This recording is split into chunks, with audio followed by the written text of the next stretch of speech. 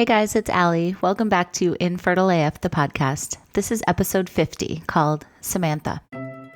On today's episode, I'm partnering with Circle Surrogacy. Circle is passionate about surrogacy and egg donation and helping people achieve their dreams of parenthood. Circle's team is made up of experienced surrogates, intended parents, and egg donors. In fact, about 40% of their staff has been parents, surrogates, or egg donors and has experienced IVF or adoption. This year, Circle will celebrate 25 years of making parenthood possible for heterosexual and LGBTQ+ individuals and couples. During that time, they've helped create more than 1,500 families and bring more than 2,000 babies into the world across the United States and across the globe. Circle is emotionally invested in every single journey, and they partner with their surrogates, intended parents, and egg donors until they achieve success together.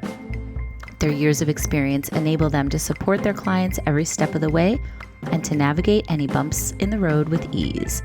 You can learn more at circlesurrogacy.com or by emailing info@circlesurrogacy.com. Thanks, Circle. So guys, I'm so excited to announce that today is our 50th episode and have a really fun, huge interview for you. I'm super excited to share my conversation with Samantha Bush, who NASCAR fans might know as the wife of NASCAR champion Kyle Busch. And she is a boss babe in her own right. She's an entrepreneur, a wife, a mom, a lifestyle blogger, an IVF advocate, an infertility advocate. And she's just really, really cool. So she and Kyle started the Bundle of Joy Fund, which gives grants to couples in Charlotte, North Carolina, where they live. And so far, they've awarded 54 grants with 25 babies born and 5 more on the way. So today she's super open about everything that she's going through. We're going to talk about how they had their first son through IVF, how infertility has affected her marriage to Kyle, how she's dealt with going through all of this in the public eye. She's also going to talk about her devastating recent miscarriage, which just happened a few months ago, and then where they are now, talking about possibly using a surrogate for their next kid. So I loved talking to her. She's super real. She called me from the road because they're always traveling somewhere. So Samantha, thank you for taking the time. Kyle, thank you. And what you guys are doing for this community is just incredible. So I'm going to link to Bundle of Joy on my Instagram so you guys can check it out. And without further ado, this is my 50th episode and our 50th infertility story.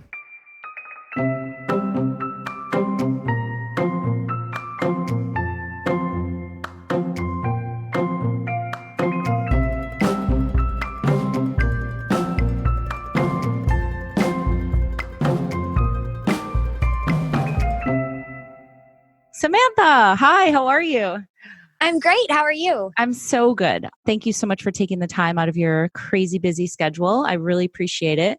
Of course. I'm so excited to be on and talk with you today. Thank you. So I know that you have been very open about what you and your husband have gone through. So let's just start at the beginning. I'd love to hear how you guys met. Okay, yeah. So, it's been quite a while now. I was going into my senior year of college at Purdue, and I came from a very modest family. And so I worked about 4 jobs in college to help kind of pay with, tuition and apartment rent and books and, whatnot. And so on the weekends, I worked for a promo modeling agency, and they would send me either on campus or to different local events. And so I got sent to the Indianapolis Motor Speedway. It was my first time at a racetrack, and my job was checking people's IDs for a ride along in like a pace car. So it wasn't a race car. I always tell people that because I didn't know who Kyle was. And so this lady came up and she was like, "Hey, do you want to go for a ride?" And it was about 1,000 degrees outside. And I was like, "Yes, please." So I went for a ride, and the guy driving and I had the same shirt on. And so I get in and I was like, "Dang, you had a better job than I did. You're in air conditioning." And he was like, "What?" He just kind of looked at me like I was, crazy. And as everybody knows now, Kyle's kind of the more shy, quiet one of, no, he's very outspoken in racing, but in real life, he's a little more quiet. And so I kind of rambled for the whopping 2 minutes we were together about, school and being at a racetrack. And then we were going out to the bars at night. So I was like, "Do you want to come?" And he was like, "No, I'm busy." I was like, "No, okay, whatever." Did you know who he was at that point, or you still didn't really? No. Okay. No, I thought he was a promo boy. That's So amazing. I was like, because, he was kind of flirting. And then I asked, hey, come with us. He's like, I'm busy. I was like, okay. Well, I didn't know he was racing. And so the same lady who I found out later was his PR girl was like, hey, can you get your number? And I was like, well, that's weird. Like, why didn't he just ask me? B, he like shot me down for tonight. And so everybody thought I was just like crazy, not knowing who he was. So then he told me who he was. And I was like, oh, crap. Like, I've dated a bunch of frat boys and they were a bunch of players. Like, what is an athlete going to be like? So I was like, yeah. So we talked on the phone actually for like 4 months until we were both like felt each other out and everything. And then we went on our first date and then we continued dating. And then all throughout my senior year, he was flying to Purdue, when he could during the weeks. I was flying to the racetracks on the weekend. And yeah, so then I graduated and moved to Charlotte. We got engaged. I got my master's online there. We started a truck team and that was like over a decade ago now. So Wow. yeah. And I I feel love like that. I'm young until then. Totally. And I love that you are, you've said this. I've been watching Racing Wives, which I have to say I love. And also, my 4-year-old son, who I had through IVF, loves it as well because he obviously loves all the cars and stuff. But we were watching it this morning and he's like, Mom, those women are very beautiful. And I was like, I Oh, know. thank you.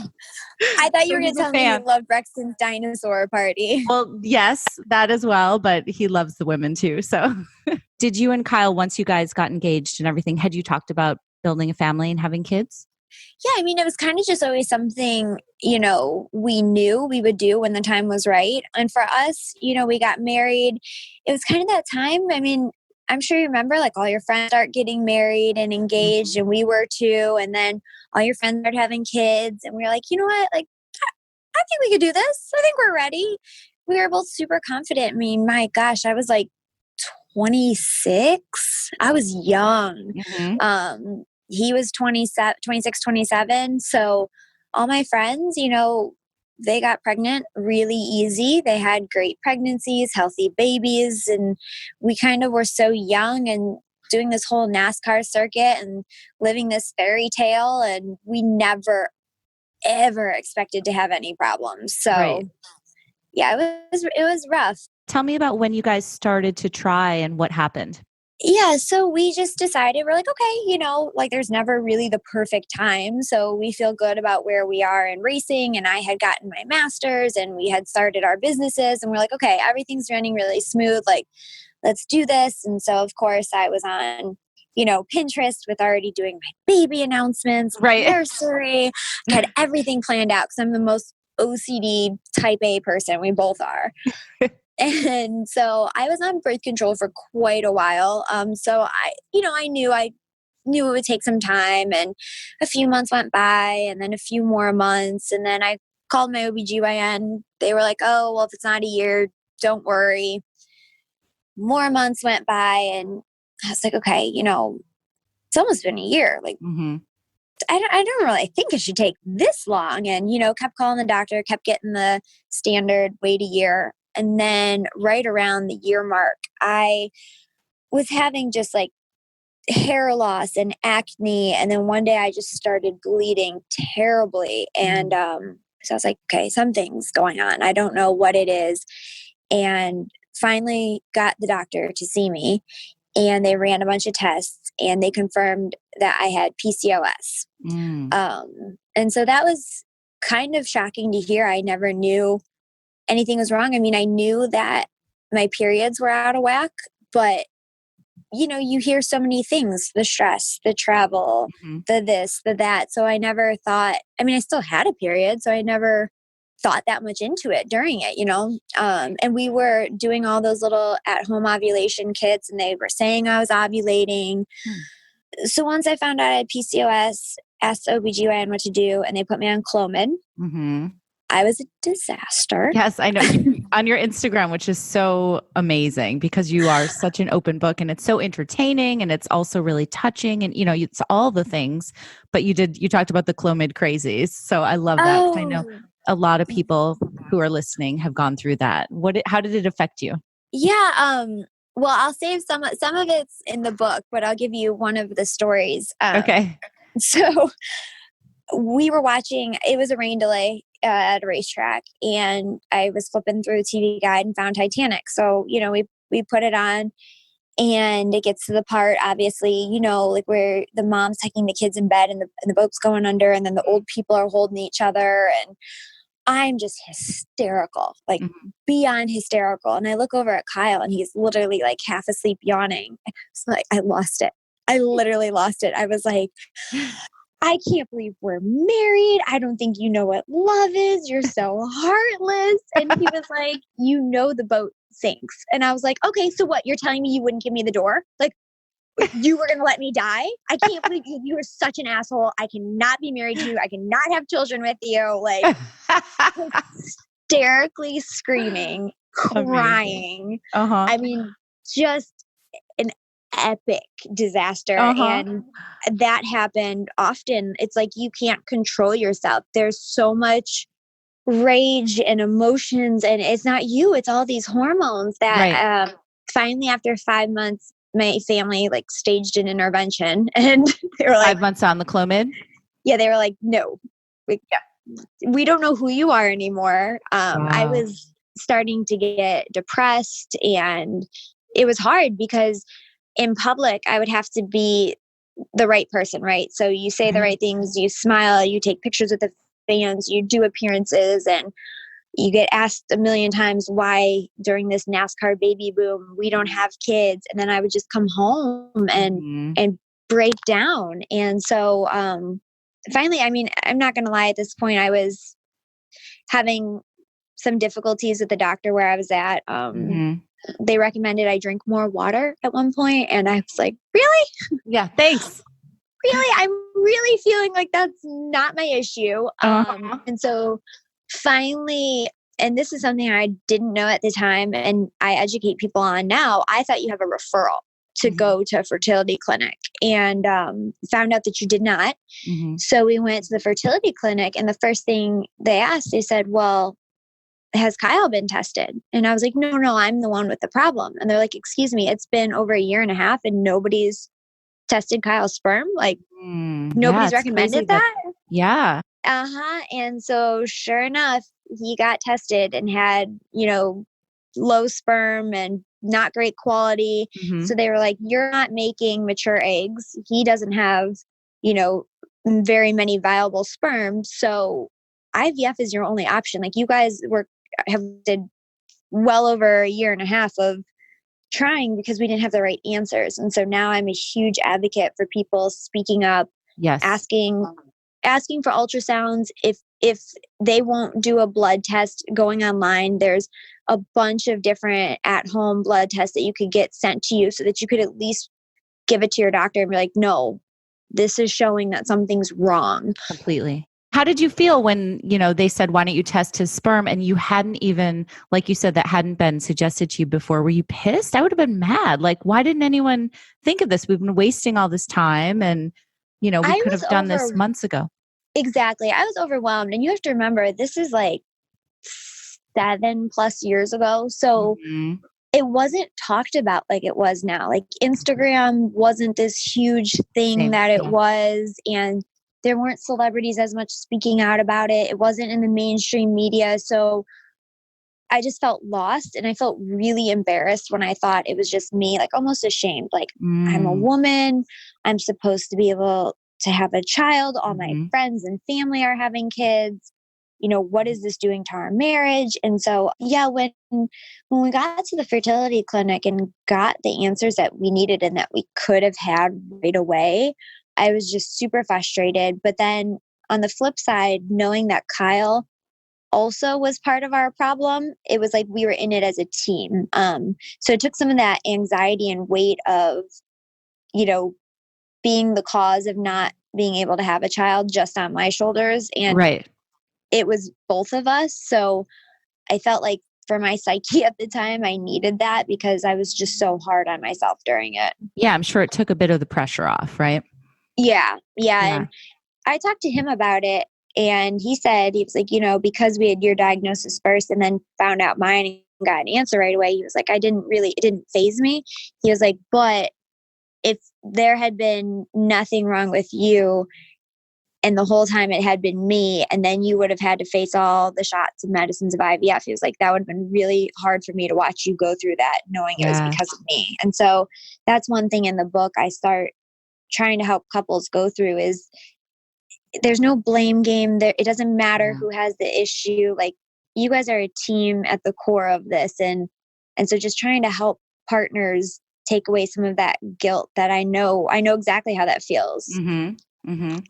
If you don't mind, can we go into, and you can say as little or as much as you want, but can we go into a little bit more about how it did affect your relationship? Because I've been very open about with my husband and me, you know, we had one daughter naturally, no problems. And then I had secondary infertility with my son, and it was very, very hard on our marriage. And I've been really open about that. So I think it's important to talk about that because it is hard. And I know a lot of people are going through that. So if you don't mind, you know, how was it on you and Kyle, and what were some of maybe the lower points, and then how did you guys get through them?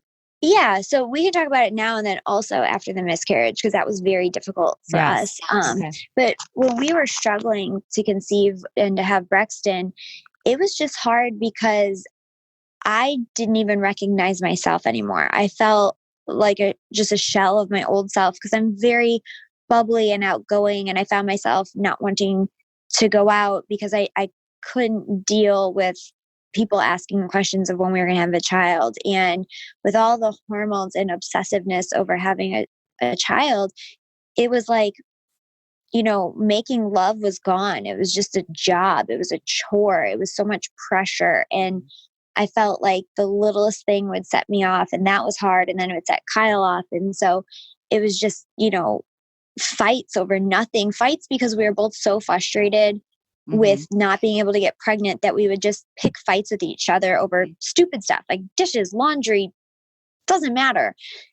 Just because you were so angry. And another thing that I'm a huge advocate for now, and I started doing after our miscarriage, is seeing a therapist, whether in person or on the phone, because I find your friends and family want to tell you all the right things, but you just need like an objective third party to help you sort through your emotions. And I think that would have helped Kyle and I when we were trying to conceive, is just talking more about how upset we were about it instead of just snapping, Completely.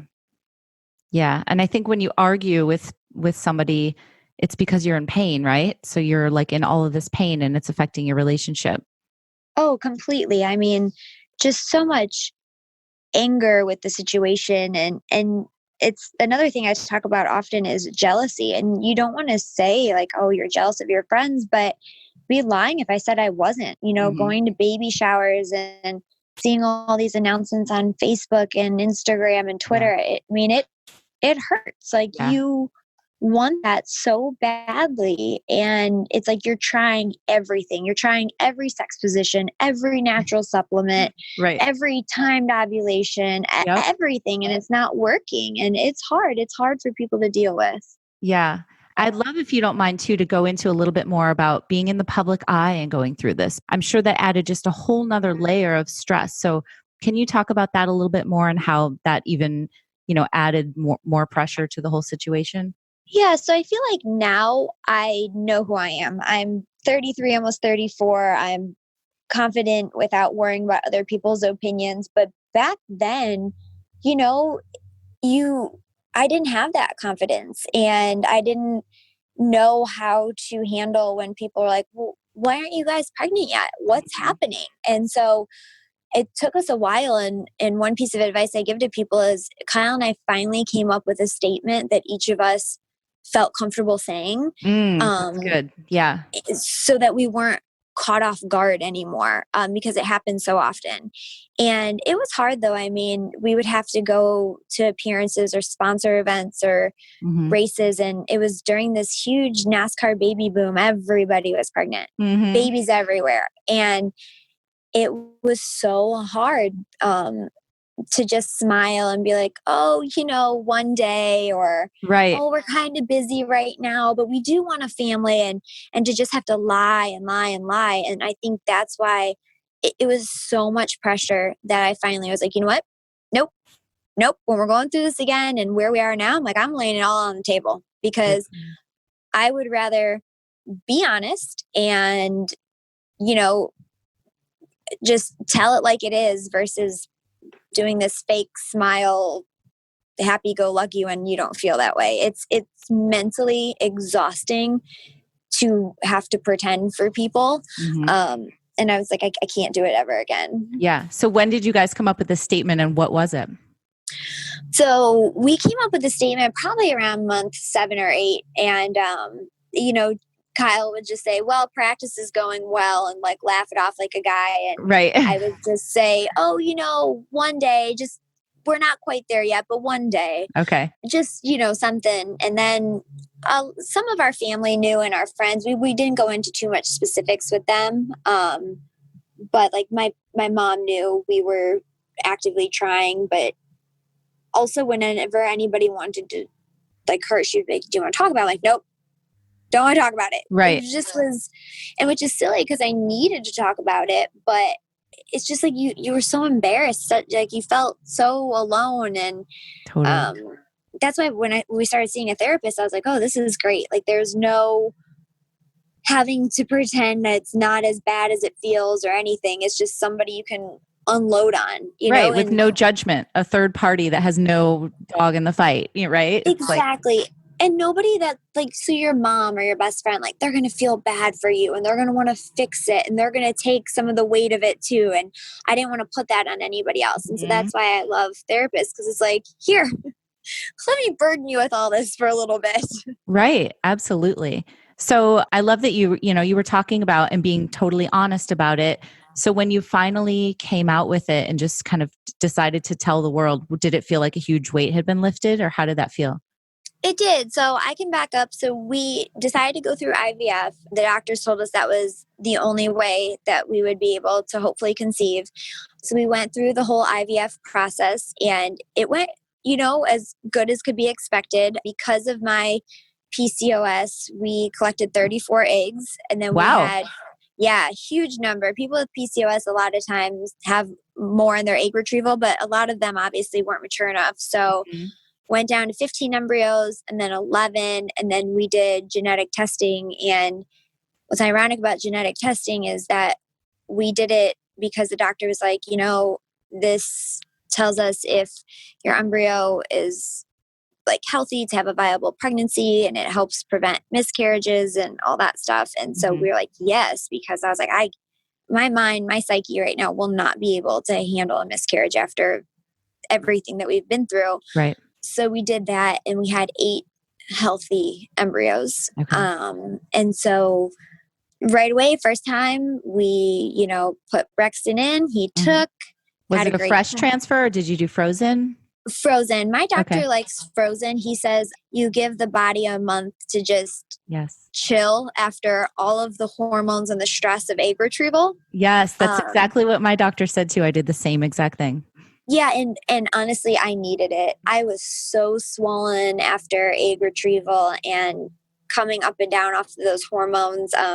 When I was going through it, my dose was a little bit too high. And so for like 2 days, I was just so sick, couldn't get out of bed, like felt like I got hit by a bus. And so I just felt like, my body needed to kind of flush all that, have some time off, recuperate. And then we did frozen transfer with Brexton. Everything went perfect. And then we had him May 18th of 2015. Okay. So if you don't mind, can we unpack that a little bit? So you had the transfer. What was that phone call when you found out that you were pregnant with Brexton? So it's funny, actually, I could not wait the full 12 days. Okay. Again, a lot of people OCD, can't. Makes sense. Type A.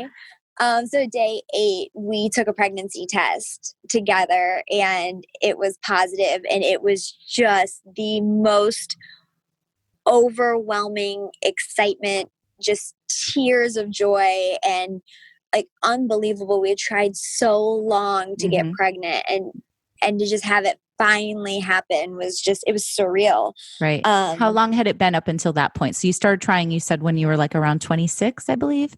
I think we tried almost a little under probably 2 years at that point. Okay. It's a long time. It's a lot of months. I think it was under 2 years. Because it was about a year we tried natural. Then we did the Clomid.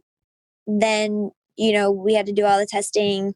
Then we had to do the egg retrieval and then the transfer. Mm-hmm. Yeah. So it would have been under 2 years, but still it felt like 8 years. It's a long at that time. point. Yeah, exactly. 20 years. Yeah, exactly. And so it was just so exciting. And I mean, we could not have been more grateful and just pure joy. And, it's interesting now knowing what we've gone through the next 2 rounds. People are like, oh, were you ever nervous? And I was like, it never even crossed my mind that we would have a miscarriage. You know what I mean? And it never did with Brexton. Like that we told people, we did a public announcement, I think at 9 weeks with Brexton. Uh-huh. Well, part of the reason too was I was so sick. I had to go to infield care here at the racetrack. Oh my God. And there was some people, I literally couldn't keep anything down, nothing. And so I had to go get fluids, but the doctor comes in and there was, like NASCAR people in there and we were being real hush hush, like, I have the flu, wink, wink. And he was like, the baby's great. Everyone is shouting it. And we're like, and so there was like a little bit of rumbling. And I was like, oh, hell no. Nobody's going to know I'm pregnant until I get to do my announcement after waiting this long. Yeah. So we announced at 9 weeks of Brexton. Oh my God. Yeah. You're like, we have to get ahead of this. I want to be the one. Yes. Yeah. I was like, there is no way that somebody else is going to announce this. So the pregnancy went well, and tell me about the delivery and everything. Oh yeah. So I really wanted a midwife. We delivered in a hospital, but I just really wanted a midwife, like to have that special connection. And so we had a midwife through our whole pregnancy and everything went great. I was super sick from like week 5 to 13. And then after that, it felt great, and then had Brexton, and that was rough. In what way? Wow, they don't prepare you for that, which is also why in the book I'm putting every detail down. So because of our crazy race schedule, we induced on a Monday, like the day before our official due date. Mm-hmm. And so they pump you full of that Pitocin. Mm-hmm. That sounds terrible. Mm-hmm. And so my midwife was like, you cannot eat. And I was like, okay, all right. Well, we had gotten in there at 7 a.m. and, they start you on all that. And I think it was around 2-ish. They broke my water, all that. And I was like, man, I am starving. Like, I'm really hungry. So she walked out and I had an apple, felt fine. Then, it was still taking a while. Oh, in the middle of that, I tapped out at like 8 centimeters and it's like, I need an epidural right now. This is so stupid. Give me an epidural. Tapped out. I love it. Yeah. So we did all that and I felt great. So then I ate a protein bar. And then I ate some pretzels and all this stuff. So it finally gets around to like 8 o'clock at night. And they're like, okay, everything's ready. We're going to start pushing. Like, you've been working out the whole time. This is going to go so easy. And I was like, okay, here we go. I started pushing and I would literally go push, lean over, throw up, get oxygen. Oh, again. No. Yeah. No, it was before 8 o'clock we started. I'm sorry. Cause he was 9:45. I pushed for 3 hours. Okay. Like hardcore grunting, screaming, stuck in me pushing while vomiting almost the whole time. And then it was actually at hour like 2.5-ish, I started like having an exorcist moment where like it was just projectile, like vomit, could not. And my midwife was like, you ate, didn't you? And I was like, I sure did. I was so hungry. And she was like, keep throwing up. I could see the head. Cause like, when you throw up, you push. Oh yeah. It's like, working. And I was like, oh my gosh, this is a disaster. Like, poor Kyle, like, is changing out puke buckets. I had Kyle and my mom in the room, and then my midwife and a nurse. And so, after 3 hours, he finally came out and he had this cone head. Like, a real cone head. And so I was just, Kyle and I were crying because, we're like so excited, and he Yeah. was so cute. He like let out this little cry, and then they instantly put him on my skin, and he just like stopped crying and snuggled down. And then I was crying. I was like, oh my gosh, did I like hurt his head? Like what? I mean, it was a perfect cone. And they're like, no, it'll go back. Don't worry. Oh, amazing. And it was just so great and surreal. And I will just never, like, I'm sitting here with a huge smile on my face. Like when they laid him on my chest and Kyle had his arms around me, and he didn't cry. He didn't fuss. He just like snuggled down and was like so content. It was amazing. Amazing. He's such a cutie. So how old is he now? And he's got his own Instagram with like 25,000 followers. Yeah. He's so cute. He's 4.5 now. Okay, almost the same as my son. Yeah, time flies. And what's crazy is Kyle had actually gotten in a racing wreck when I was 28 weeks pregnant, and went back racing the week that Brexton was born. So he came right on the road with us right away. And to this day, he travels awesome. He's a trooper. And he's the coolest. I love that day drinking shirt that you had at the beach. Juice box on it. Juice box. That was so cool. Yeah.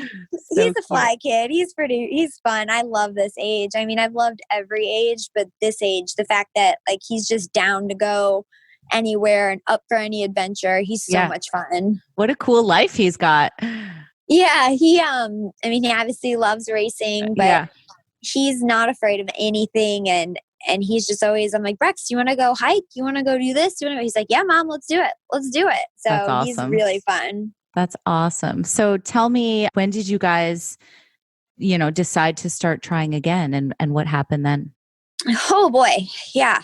If I thought the first part was a disaster, this was really awful. So we said, as soon as Brexton's close to getting out of diapers, we're going to go through it again. And so by this point, we had started the Bundle of Joy Fund, which is just right now through the Reach Clinic in Charlotte, where we had Brexton, the IVF clinic. We pay for people to go through IVF. We realized when we were going through all this, that when they hand you that astronomical bill of upwards of $20,000 sometimes, that's the end of the road for a lot of people. Like they have their answer, but it's not something that you could really save for in a small period of time. Right. And so that broke our hearts. And we were like, okay, obviously God put us through this for a reason.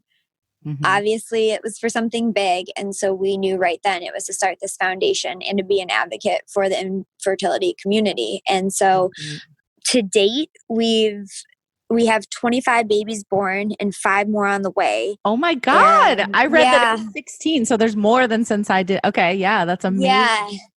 And we've granted close to $750,000 at this point, almost. Wow. Yeah, so we're super proud of it. That's so awesome. We've been to DC lobbying on behalf of this community about insurance coverage. We have gone and, we're working with pharmaceutical companies and trying to get major sponsorship. Our goal is one day to take over more clinics, but people always ask why we don't. And it's because just at one clinic alone, each round we're able to help, say, 5 to 8 couples, whatever it might be, depending on, different people need different sponsorship and grants, but we turn down 40 others. You're right. Because of finances, because it's so expensive. Yeah. And it's not fair. It's not fair that hardworking people, the majority of people that we help are nurses, police officers, firefighters, military, blue collar workers, just hard working people that make amazing parents. And because they chose to serve their community instead of a higher paying job or something else, they don't get that chance. And that's not fair. It's not fair. It's not right that it is the year that it is. Infertility is classified as a disease, and yet insurance for most people does not step in and help. It makes me so angry. Yeah. So going back to the story, so we were already at this point had told our story with Brexton. We were getting heavily involved in this community and just doing everything that we could to educate people. Like I said, I always tell women starting out, you know what, ask your doctor for just an ultrasound and a blood test and and get your husband tested. Because if if you can do those three things, you can save so much heartache. And then actually a doctor at the fertility clinic that we work with, she said, what's interesting and what they try to educate some OBGYNs on is that year rule is kind of dated. From 6 months to a year, only 10% more of people who haven't conceived will conceive. Oh, So wow. their rule is more 6 months. If after Yes. 6 months of active, real trying, like making sure you're ovulating, doing all that stuff, you haven't gotten pregnant, it's time to do something about it. But anyway, so when we decided to go for this time a daughter, because we found out the sex of our, I like to call them M babies instead of embryos. I love that. Yeah. We were like, okay, we're going to be super public about this. Like, this is going to be our chance to really bring people in through the process, educate them so they don't feel alone. We were making videos about PCOS and how to give shots and what not to do during it. And here's what, the embryo transfer day looks like. And sure enough, we did the embryo transfer and did the 3 rounds of testing, and I was pregnant. The numbers were climbing. Everything was great. Since we had brought people on this journey, they knew, like, okay, they know if they're pregnant or not. So it was at 5 weeks. We did this video on Thanksgiving. We announced that we were having a daughter, and a week later, we lost her out of nowhere. I'm so sorry. And it, I mean, my gosh, it's been a while, and it's still, it's hard to talk about. It's sad and frustrating. And even though I've made some peace with it, like, I'll never get to watch her grow up. I'll never get to know her like I was supposed to. And it's hard. I'm sorry. It's just, people will say things like, well, at least you weren't that far along. Well, you know what? It doesn't matter. It doesn't matter. And I hate when people say that. And I try to educate people. Please don't say that to people, because I don't care if you were 4 weeks, 4 months, 9 months. It hurts. It hurts. And yeah, so we experienced a miscarriage out of nowhere.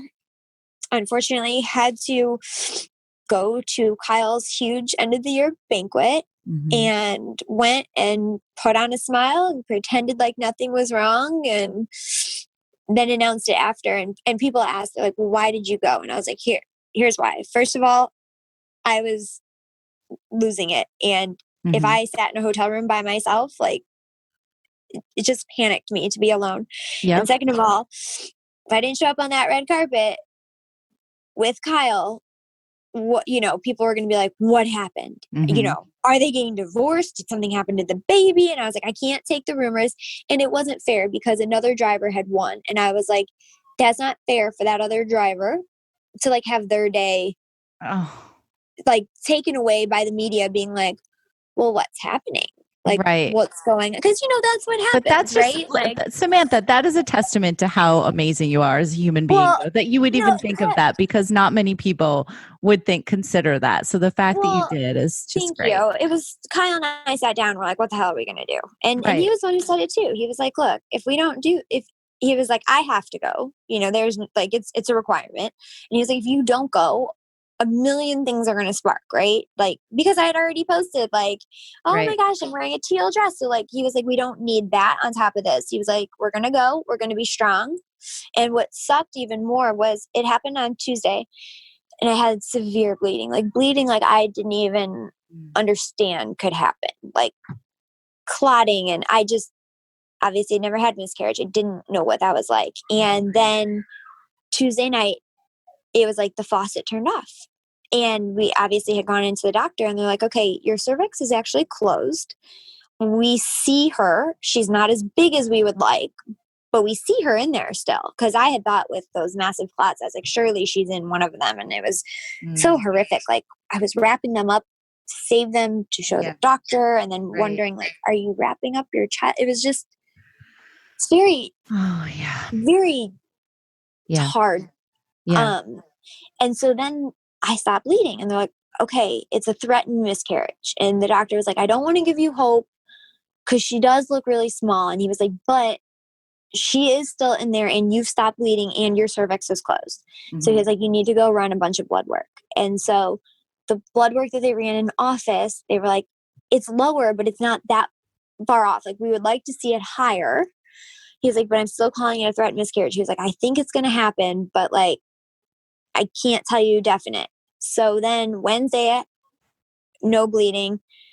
Thursday morning, got up, went to a clinic in Vegas for blood work, and actually then found out literally in the middle of hair and makeup for the banquet that the numbers had fallen off. And so I was like, you know what? I closed down. I was like, nope, nope, nope, nope. Like, I can't do it. She's still in there. I'm not going to do it. Went down, did the red carpet, smiled, did everything right, was in like a whole daze. And then we went back and Kyle was like, like, should we talk about it? What do you want? I was like, nope, I can't face it yet. Like, I just like didn't want, I was just like pretending it wasn't real.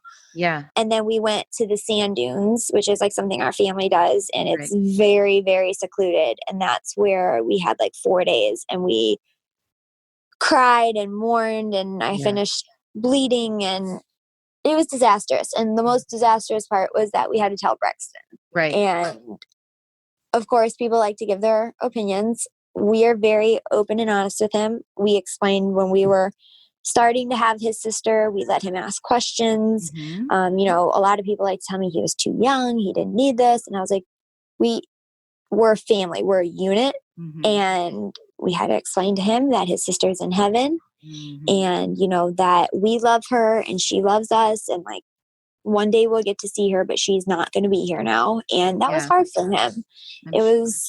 He still talks about it every evening when we pray. It didn't affect him like where he was crying, but he is just disappointed. Because I think the thing is all his friends have siblings but him. Mm-hmm. And so he gets disappointed when he doesn't have a sibling at like holidays or church or at the park like everybody else does. But I'm of the same camp as you. And I think that it's wonderful that you were so honest with him all the way along. And the people that think he's too early, it's none of their damn business. This is your family. This is your family. You do it your way. We just didn't want to lie or to hide stuff. And I think it's great. He had to give me shots on the plane in front of him. Like there was no hiding that. Kids are smart. Yeah, exactly. And so then going through marriage stuff again, it was really hard at first.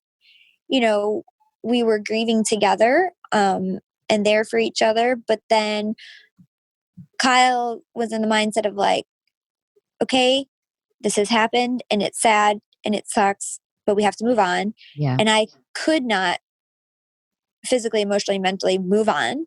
And so that caused a lot of tension because I wanted to talk about it every day. And every day I was upset. And he was like, okay, we have to move on. And so then I was like, how dare you? Like, we can't move on. Like, we can't ever forget about her. And he's like, I'm not saying we're going to forget about her, but we have to start picking up the pieces. And it was a lot of tension. Mm-hmm. And it wasn't until finally we went to a therapist to be like, okay, like we're fighting all the time.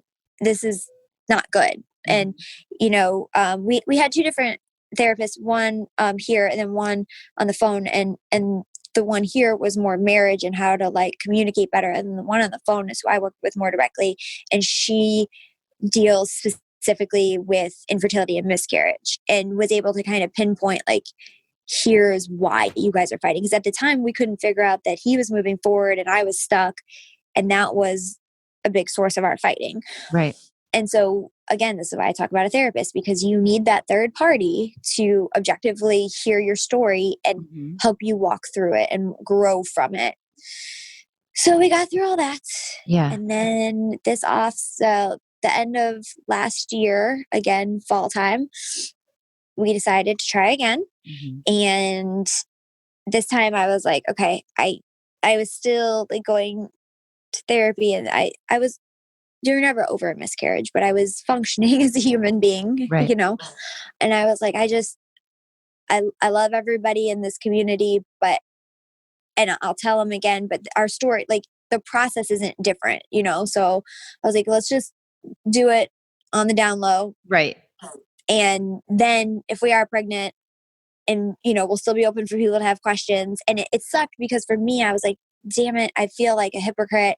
Like, I want to be this voice for the community. And here now, the third round, I'm like doing it kind of hush hush. But then I realized that it's almost better because then you could tell people, like, you know what, you might do things one way one time and then another way another time. And it just has to be how you're feeling. And I Yeah. think people want to have their feelings match how they're quote unquote supposed to be, right? And when I try to tell people when they're like, I feel depressed or I feel sad or I feel angry or I feel this or I feel that, like, you're supposed to feel all those things. Like, you're not crazy. You're not a bad person. There's nothing wrong with you. Like, feel how you need to feel. And you know what I mean? Like, I people are just so ready to tell you, like, get over it. Right. Or stop being sad or do this, do that. And you can't listen to anybody else. Like, you have to go through your journey, what's best for you and your family at that time. Absolutely. And I love that you say that about the third round, the third time going on the down low, because I think you had to kind of protect yourself at that point, and you knew that, and you were like authentic to that for yourself. So I think that's a good lesson for people, is do what's best for you, because if you're not feeling great and healthy, it's not going to work anyway, So Right. you can't put the other people's feelings ahead of your own. So I'm glad that you did that.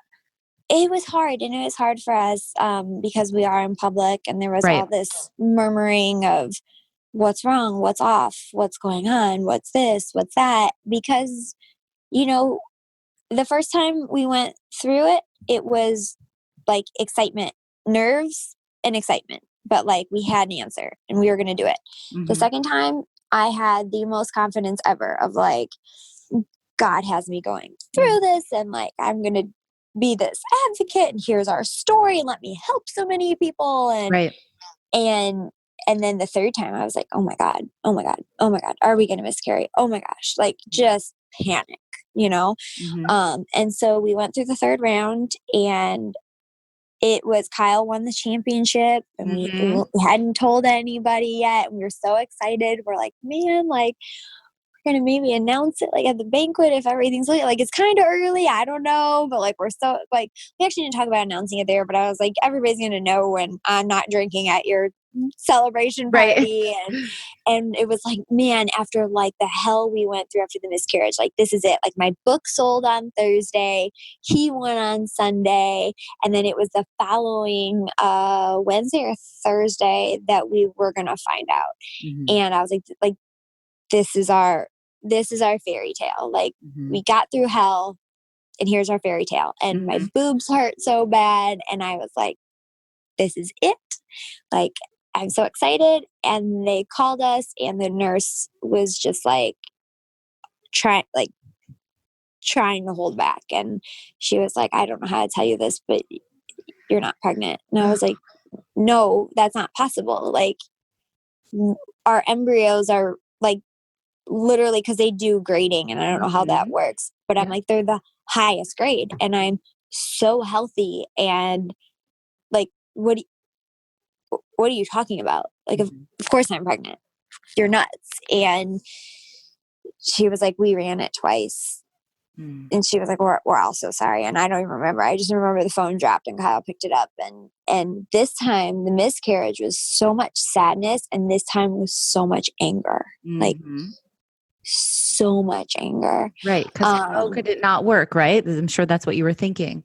Exactly. I was like, what are you talking about? Like, I eat clean. I work out 5 days a week. Like, I have her nursery, like, already all picked out and halfway done. Like, what are you talking about? So then we had to go in for what's called like a reoccurring pregnancy loss blood panel. And they were optimistic. They were like, okay, well, hopefully, like, this is going to show us what's wrong. We'll be able to put you on something, and yada, yada. And it'll all work out because you have one girl embryo left. And the panels came back, and they were like, okay, well, on paper, you are perfect. And I was like, then what is happening? And so I sat the doctor down, and now we've worked at this clinic since Brexton. So, 6+ years now. And I looked him in the eye. I said, if it's you and your wife, what do you do? And he goes, I get a surrogate. I said, okay. Mm-hmm. Okay. And so then I battled with this. I don't want to know her. It's going to be just very like just jealousy and anger. But that sounds shitty. Obviously, I'm super grateful to a surrogate because they give their body up to another family. But I was so jealous and angry that I don't get to have my own baby. Yeah, I get it. And that makes sense. And then we met with an agency, and I was just like, you know what? No, this doesn't feel right. Like, I feel like I'm rushing into it. I don't, and so then we prayed about it, and we took a step back, and we talked about it openly, and we may have found a surrogate that we somewhat know and that I have a relationship with. We're going through all the testing right now, but I've gotten over the anger, that initial anger of this isn't fair. Why? And I'm able to see and have some more clarity of, okay, yes, it hurts and it sucks and it's not fair. And I'm super grateful to this potential surrogate or any surrogate, but I don't want it to feel like a business transaction. I want to know her. I want to be there with her and have this more relationship. And, right.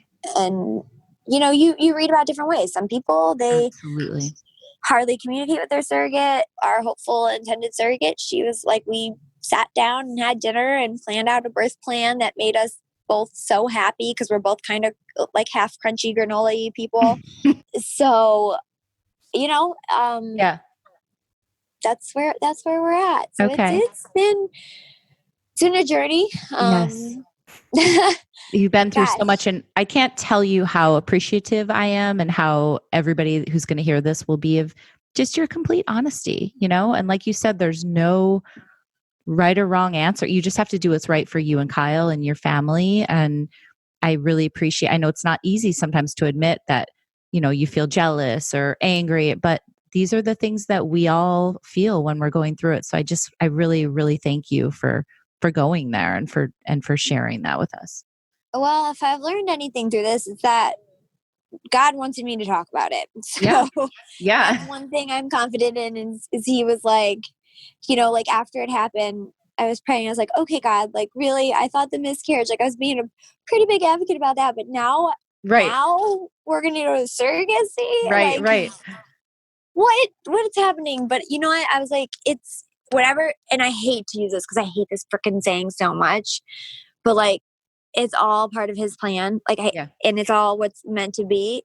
And I think that's one thing though, you should never say to people because it's awful to hear, but you can tell yourself that, and you can tell yourself some days are going to be good and some days are going to be bad. And some days, you're going to feel like an awful person for the things that you're thinking or feeling, but you have to give yourself grace, whether it's because of the hormones or because of the situation.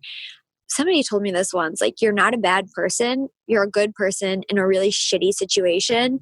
And you can't come down hard on yourself because you already want to blame yourself so much for stuff. And, I don't know, you have to love yourself during this because it's so easy to be so hard on yourself.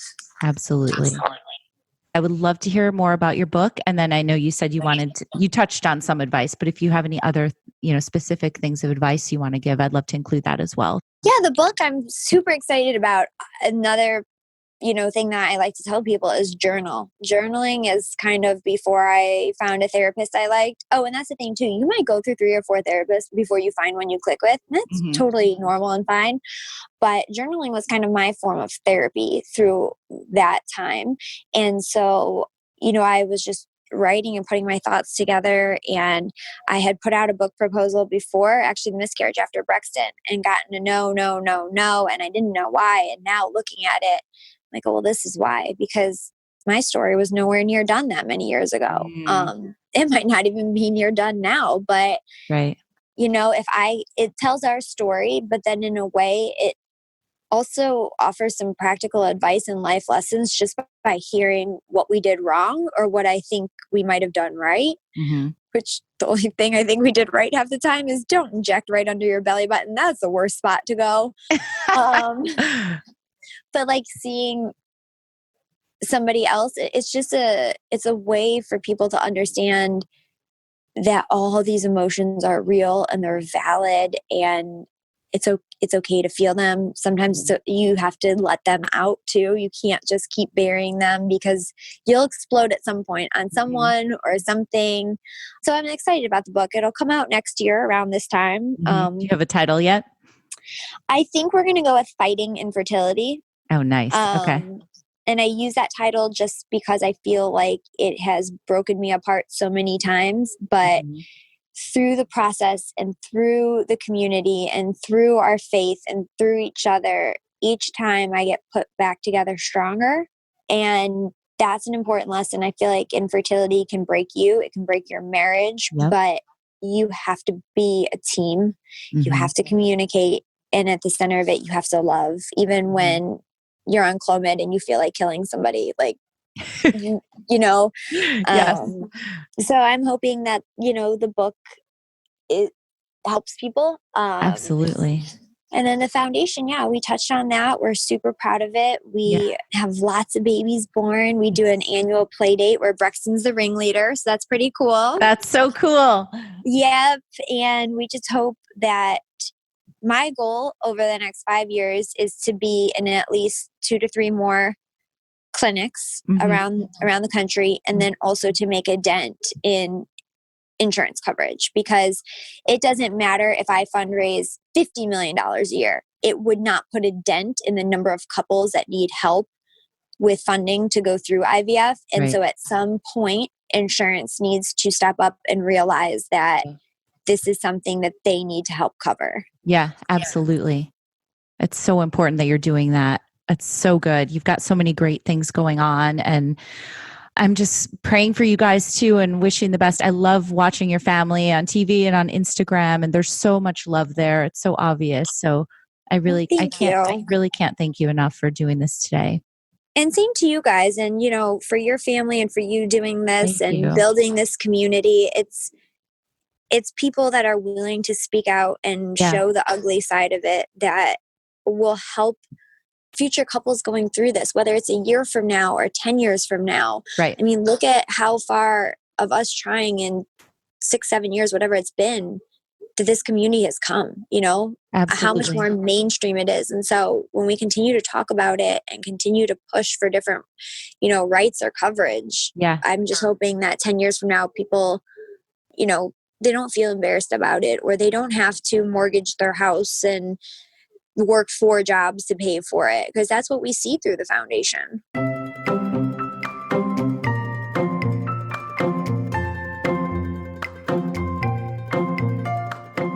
Thank you guys for listening to my conversation with Samantha. And Samantha, thank you so much.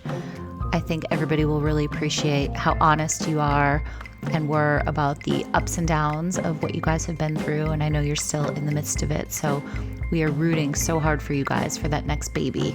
And in other news, we announced this week that our fertility rally is happening at Industry City in Brooklyn, which is an amazing venue. And it's going to be October 23rd through the 25th. The bulk of the programming will be October 24th, Saturday. So we're going to have a lot of great stuff. Definitely check out our Instagram at Fertility Rally, and also our website, fertilityrally.com, to sign up for updates. We cannot wait to rally with you guys. Thanks so much. Talk to you next time.